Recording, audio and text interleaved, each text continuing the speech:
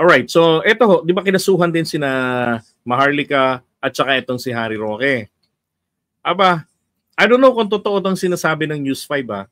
Ang sabi kasi ng News 5, handa raw po silang dalawa na humarap sa korte matapos silang masampahan ng kaso ng NBI. Kaugnay ito ng pagkakasangkot nila sa pagkakalat ng pulburon video. Nahaharap silang dalawa sa kasong inciting to sedition. May inihain din kasong unlawful use of means of publication, unlawful utterances, and cyber libel at computer-related perjury laban kay Maharlika. So kung talagang totoo, kung hindi kayo fake news, News 5, tininiwala po akong fake news tong News 5 na to eh. Bakit? Nagtatago nga si Harry Roque. Paano mangyayaring ready silang humarap sa korte? Sige nga. Di ba? Tsaka ito, sabi rito ni Harry Roque. Bring it on. Mas maganda. Mas maganda. We see this as a good opportunity for President Ferdinand Marcos Jr. to once and for all personally disprove in the court of law and the endless allegations of his cocaine use and addiction. Sabi naman ni Maharlika, natakot naman ako sa mga naliligaw ng landas. Kayo ang matakot. Yan. Kaya niya gustong targetin ng mga vloggers kasi ine-expose. Katulad ko ang lahat ng kabangagan mo. Walang iya. Siya nga mo kabangagan. Di ba? So ito nga yung challenge. Kung talagang totoo pati sa TV5, kung totoong hindi nyo fake news yan pauwiin nyo itong sina Harry Roque, ilibre nyo ng pamasahe papunta rito. Di ba? Kasi sinampahan na sila ng kaso ng NBI.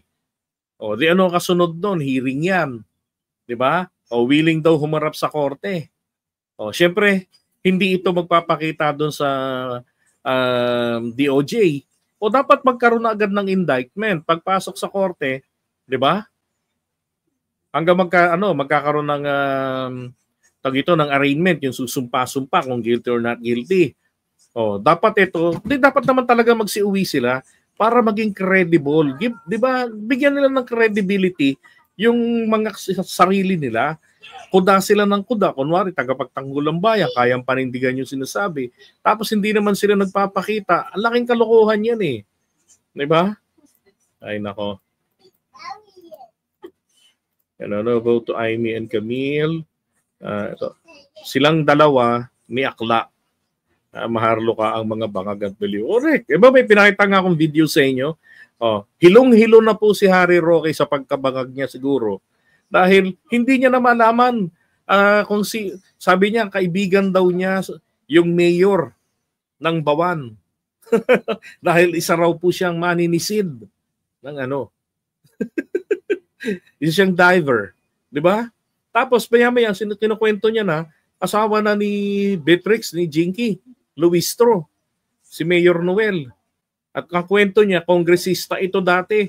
Never pa naging kongresista yun eh. Mayor lang dati yun ng Bawan, Batangas. Ng Mabini, ng Mabini, Batangas. Si Harry Roque nagkakabuhol-buhol na sa kabangagan niya. Diba? Sa pag-aakusa sa mga tao. Tapos si Maharlika, langgong-langgo, wala nang masabi. Kitang-kita na sa mata nila nun.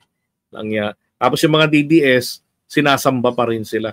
Hindi mo malaman sa mga DDS kung ano ang barometro nila para malaman kung sinong bangag o hindi di ba?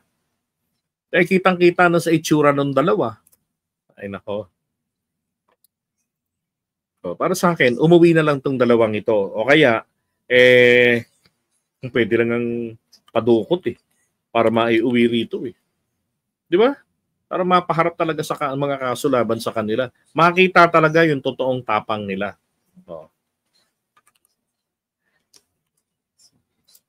Tapos, alam nyo ba, meron pang isa Ito, last.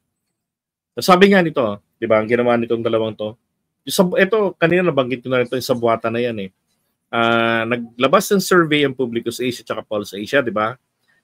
Yan ang papel naman po nito ni Maharlika at saka nito ni Harry Roque ay paglalabas naman po ng PIDEA documents. Ito yung video na na sinasabi ni Maharlika na si Duterte ang punot dulo ng pulburonic issue.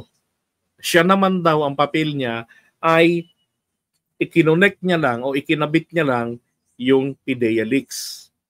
Putang inang PIDEA leaks na yan. Alala niyo yun? Yan yun. Tapos si Harry Roque ang taga chiwari-wariwap, taga follow up niya. Taga ngaw-ngaw. Ayan, kitang-kita niyo po mga kababayan, talagang grabe po. Grabe po talaga ang pagkabangag ng ating presidente, Marcos Jr. Hayop na Harry, yan ang papel niya. Paroting ika nga ho.